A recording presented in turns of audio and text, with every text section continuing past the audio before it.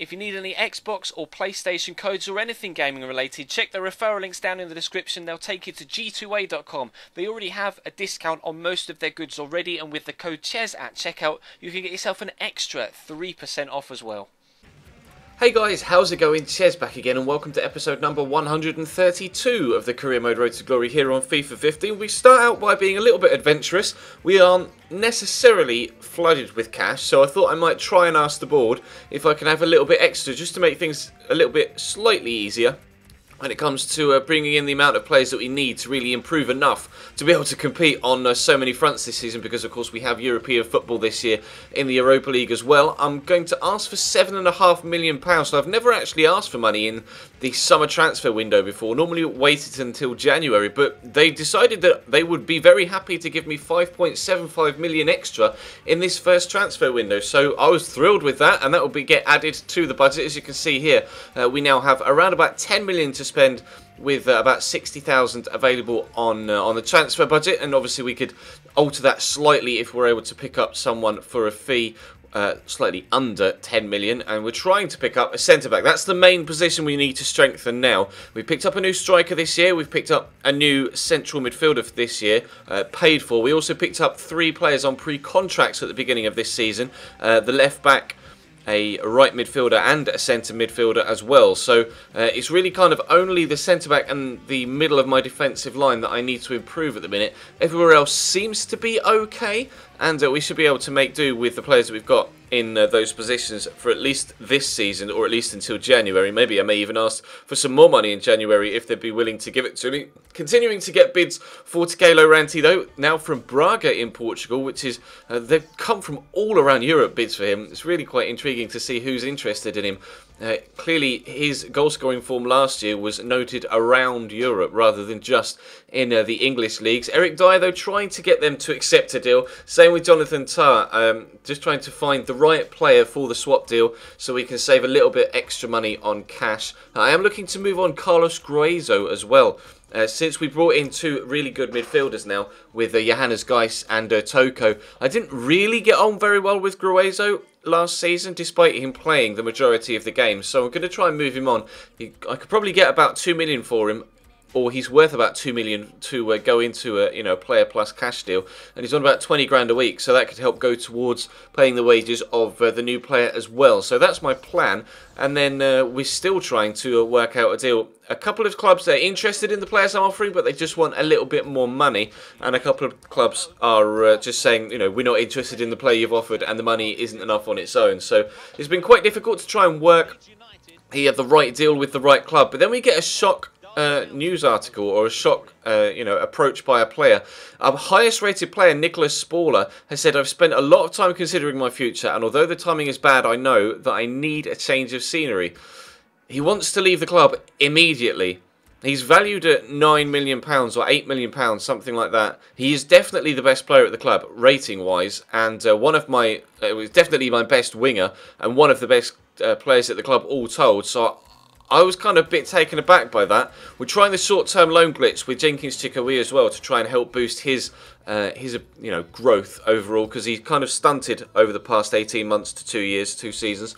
So we're sending him out on Bayern Munich on loan, and then I actually was able to recall him back for just £9,000 a day later. So hopefully his growth will be rejuvenated, and he'll start to get into the 80s as well, because he did have the potential to get up into the 80s, so hopefully he can do so. But as you can see, starting with the first game of the Barclays Premier League season here against Aston Villa, obviously we've played some decent friendlies so far, not necessarily had the best of luck, but hopefully we can get a decent win in this opening game away from home though at Villa Park. They're starting Zoot in goal, who did a rather inexplicable thing the last time we played Villa, when we had a 3-3 draw, if you remember, right at the very end of last season, and he came out for the ball and just kind of dived over the top of it whilst it trickled underneath him with no pressure from any defenders whatsoever. So I was perhaps hoping for a recurrence of that so we could get a couple of easy goals. But starting Hutchinson in goal, of course, he's now our #1 goalkeeper after Kieran Westwood has been moved on to help free up some extra cash.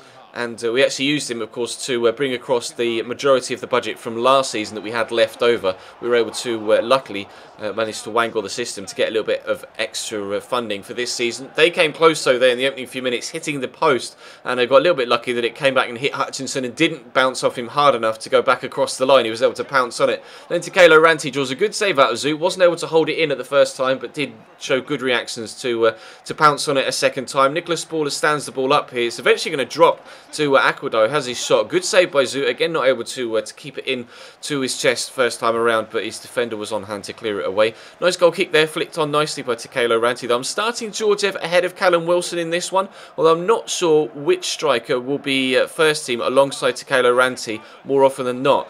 Definitely Takalo Ranti is going to be my number one striker, though, because as you can see, he's the one that scores most of my goals. He's put us 1-0 up here just before half-time as we head into the second half now. And actually, Georgiev has come to me and said that he might want to leave the club as well. I tried to offer him a contract and he refused it, and the board have said that he might be forced out of the club if I can't resolve the situation. He said he wants his contract to expire and he wants to move on, but I don't really have enough money to bring in an adequate replacement, whilst having obviously the centre-back to bring in as well. But for the moment, we'll concentrate on what's going on pitch as Aaron Cresswell smashes that into the back of the net to give us a 2-0 lead in the 64th minute. The ball eventually found its way to him on the edge of the box from a corner after a well-worked move that led to the corner, and didn't know he had that sort of effort in him, though. Brilliant pinpoint accuracy to rifle that into the back of the net. That made it 2-0, but it's in a commanding position as we headed towards the end of the game. Gary Gardner with a rather rash shot there. Less than 10 minutes to go now, but just keeping it in, Matthew Lowton. Lovely ball in. Didn't really expect him to be able to find a ball of that quality with the pressure on the man,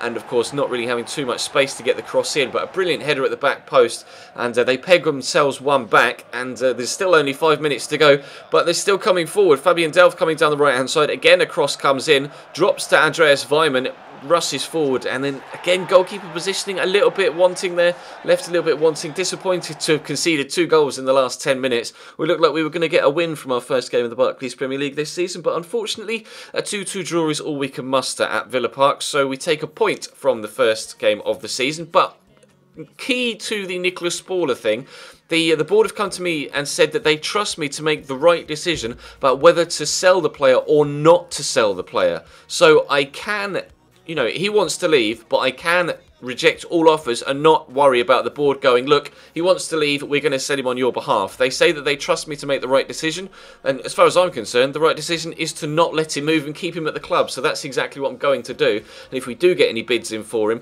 then I will be rejecting them, and hopefully Nicholas Spaller will stay at the club, because he's 80 rated and 20 years of age, so clearly he's going to grow a lot more before he maximises his potential. We have had the offer accepted for Jonathan Tah, though, and then we did get an offer in for Nicholas Spaller from Liverpool. He's valued at 8 million. They offered me 22 straight off the bat, but as you can see in the top right, my chief executive believes that he has a bright future ahead of him. Obviously, he's one of the best players in that role in the club. He's the best player when it comes to overall rating at the club, and they reckon his market value is between 30 and 50 million, effectively, to round things up. So I'm definitely rejecting 22. I wouldn't have accepted that anyway, even if he wasn't wanting to leave the club. But if he is to leave, it will be for 40 million upwards. I'm not selling him for anything less, because he's my best player, he's the highest rated player, and clearly he's got the potential to grow to a lot bigger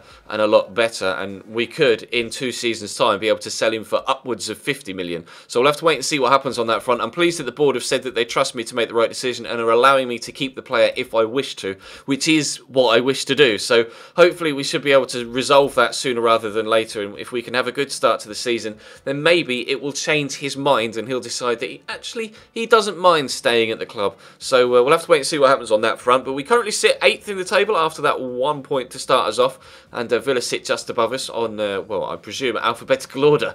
But Derby County actually sit top of the league with Liverpool, Man City, Man United, Arsenal and Spurs all winning their opening games. Chelsea actually lost 2-0 to Arsenal on the opening day, so a big shock, well, not necessarily a shock result, but one that you might not have expected on the opening day between Arsenal and Chelsea. And there's also a couple of sides down the bottom that you wouldn't expect to be down there as well. But for now, that will bring this episode to a close, guys. Thank you very much for watching. We'll try and finalise a couple of deals tomorrow. Get a centre-back in if we can. Not sure what to do with the Georgiev situation. Really undecided on that. We'll have to wait and see how much money we have left over and who's available in that striking position. But for now, that will bring today's episode to a close. So drop the video a like if you enjoyed. Subscribe if you haven't already. Check the channel page for anything you may have missed. I'll be streaming FIFA tonight over on twitch.tv, so follow the Twitch channel, links in the description down below, and of course follow me on Twitch as well so you know when I go live or what I'm streaming, etc. for future reference. But for now, that will bring us to a close. Thank you very much for watching, and I'll see you next time.